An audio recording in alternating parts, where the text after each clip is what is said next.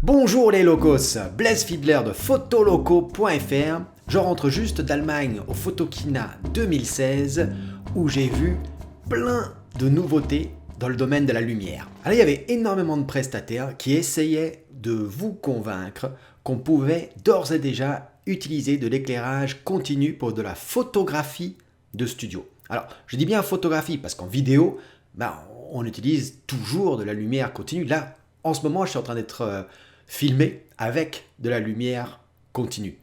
Mais utiliser des LED, des petites LED pour faire de la photographie, ça, c'est assez nouveau.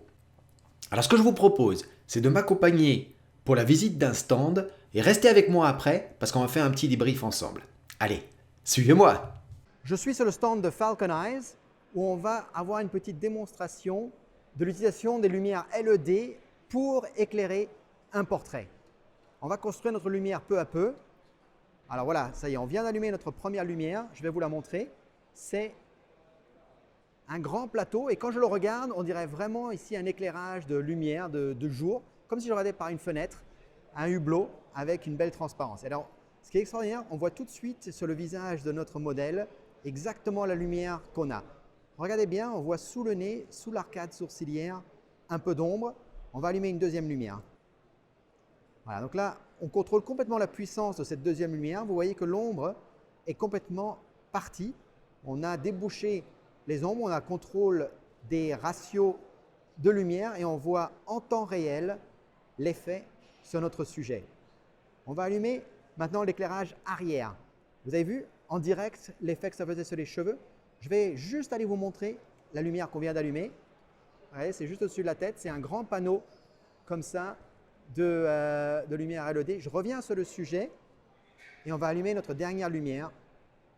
Voilà, donc la dernière lumière, ce sont juste ces deux petites boîtes ici sur le côté qui font guise de strip lights où on est venu éclairer la mâchoire pour créer une lumière encore plus douce sur le visage. Alors encore une fois, je vais vous montrer ce qu'on a fait. Première fois, on a juste allumé cette lumière, ce grand plateau rond.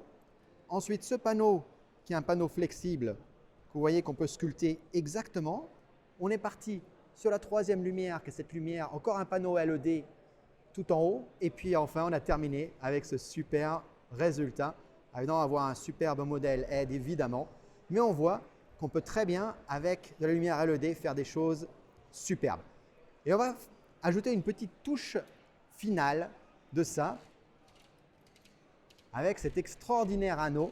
Et alors, regardez ce que ça fait. Ici, j'ai les 4 segments de l'anneau qui sont pleins. Alors, je vais vous montrer l'anneau.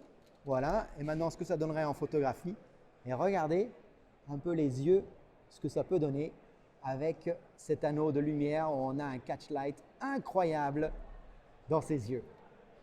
Voilà. Donc, est-ce que le futur, c'est le LED ou pas? Ça, seulement le temps nous le dira. Mais en attendant, on voit que déjà aujourd'hui, on peut faire des choses très, très intéressantes dans un studio avec de la lumière LED.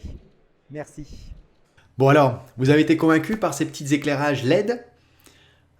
Avant de sortir votre portefeuille, écoutez-moi. Il y a un grand avantage évidemment à la lumière LED, comme on vient de le voir, c'est que vous voyez immédiatement l'effet de votre lumière sur ce que vous êtes en train de photographier. Ça, quand on est dans une période d'apprentissage de lumière, et on est tous un peu en apprentissage de lumière, c'est de l'or ça. C'est beaucoup plus facile de sculpter, diriger, doser, régler, positionner sa lumière quand on voit immédiatement ce qu'on fait. Alors évidemment les gros flashs de studio ont des petites lampes de modelage, mais c'est pas du tout la même chose. Donc là, l'éclairage continu a un gros avantage. Après, il y a tous les inconvénients qui commencent. D'abord, c'est de l'éclairage continu. Ça veut dire quoi? Ça veut dire que votre vitesse ou durée d'obturation a son importance. Là, par exemple, quand j'étais en train de photographier Elisa, j'étais à 1,81 centième de seconde. J'aurais pas pu descendre à 1/30 de seconde parce qu'on aurait commencé à voir des flous de mouvement avec mon sujet qui bouge. Alors évidemment, si vous photographiez essentiellement des gâteaux ou des bijoux, c'est complètement différent. Mais si vous photographiez quelque chose qui bouge, il va falloir prendre en compte la durée d'obturation. Le deuxième problème, c'est la puissance. il y a très peu de puissance dans de la lumière en continu par rapport à même le plus petit flash. Pour arriver à reproduire la puissance d'un flash comme ça à 50 € avec de la lumière en continu, il va falloir investir des centaines, voire des milliers d'euros. Et la conséquence directe de cette absence de puissance, c'est que vos lumières continues sont les modificatifs. Je m'explique. Quand vous travaillez avec un flash, que ce soit des petits flashs Cobra comme tous ceux que je vous recommande pour faire du studio de rue, ou même des flashs de studio, vous avez le générateur de lumière, et puis après vous mettez votre modificatif dessus. Boîte à lumière, parapluie, réflecteur translucide ou pas, ou pour faire rebondir, strip lights, ball beauté, enfin vous avez un terrain de jeu absolument extraordinaire. Pour les lumières continues, notamment les petites LED, ce qu'on voit, c'est que votre produit qui génère la lumière est souvent le modificatif. C'est le stand, ce qu'on vient de voir ensemble, on a vu des choses très innovantes comme un petit tapis avec des centaines de LED dessus, les strip lights qui sont vraiment qu'une boîte avec des LED où on peut régler la couleur et l'intensité, ou ce superbe plateau rond en forme de fenêtre où je peux très facilement aussi régler la puissance. Mais ce sont les modificatifs, vous n'allez pas mettre par-dessus ça encore une boîte à lumière.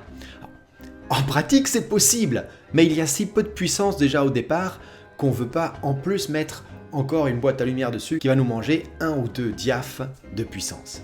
Du coup, au lieu d'avoir un simple générateur de lumière et 5 ou 6 modificatifs, vous allez avoir 5 ou 6 générateurs de lumière, ce qui va faire augmenter évidemment vos coûts. Et c'est donc pour ces raisons qu'aujourd'hui, je ne vous recommande pas d'utiliser de la lumière continue pour votre photographie. Utilisez-le dans un cadre d'apprentissage. Vous pouvez prendre votre petite lampe de table et puis éclairer, regarder ce que ça fait. Ça, c'est super.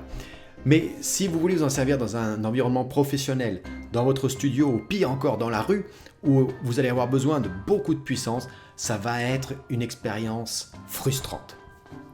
Alors, je ne dis pas que le geek qui est en moi, il n'est pas admiratif quand je vois ce qu'on peut faire avec ces LED. Et je me dis, bah tiens, c'est un truc marrant à explorer et tout ça. Et certainement, il y a des choses à explorer. Mais au niveau d'un rapport qualité-prix, ces petits flashs studio de rue ont encore un très bel avenir devant eux. Ah, je termine juste avec un petit aparté. Cette semaine, sur Photoloco, il y a un concours de retouche de portraits.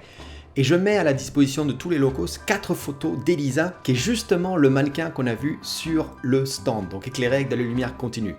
Donc vous pouvez récupérer les fichiers en format RAW, et puis vous amuser à les retoucher et partager vos chefs-d'œuvre sur photoloco.fr. Bon, si vous avez aimé cette vidéo, n'oubliez pas de mettre un petit like sur la vidéo si vous l'êtes. À bientôt! Saviez-vous que je propose 2 formations sur le flash ? La première vous explique comment résoudre les principaux problèmes de lumière avec un flash automatique en TTL. La seconde, avec 5 heures de vidéo, est dédiée aux strobistes studio de rue et va vous apprendre à bien utiliser en déporté vos petits flashs pour créer de la grande lumière.